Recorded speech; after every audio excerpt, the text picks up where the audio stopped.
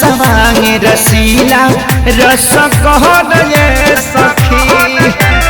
लूटेला खूब जवानी के लहर ये सखी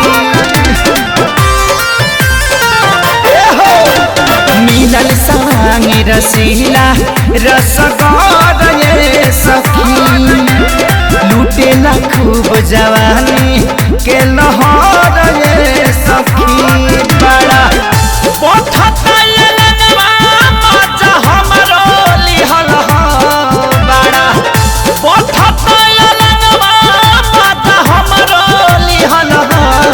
सखी कैसे दी और दर्द मरद के दिहल ये सखी कैसे दी और दर्द मरद के दिहल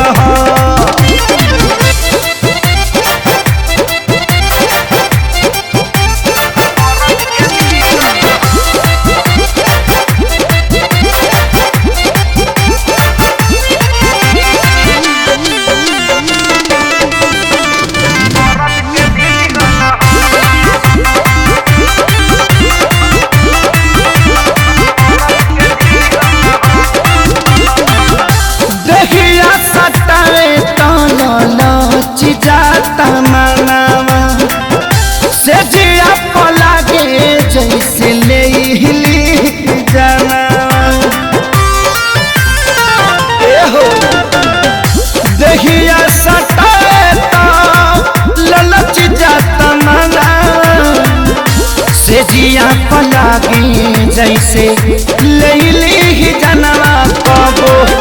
पेट नहीं भरे की हो पियारी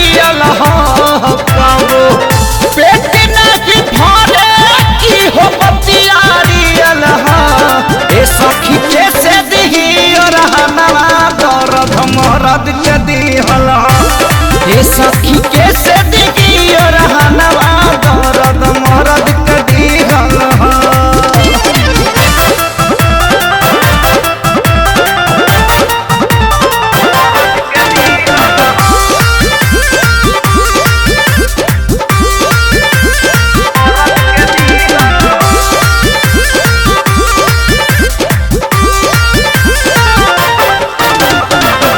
निकना गिला के जगिया सूत जाले फरके कुंदन खेसारी संगे खटिया न चरके निकना हिला के जगिया सूत जाले फरके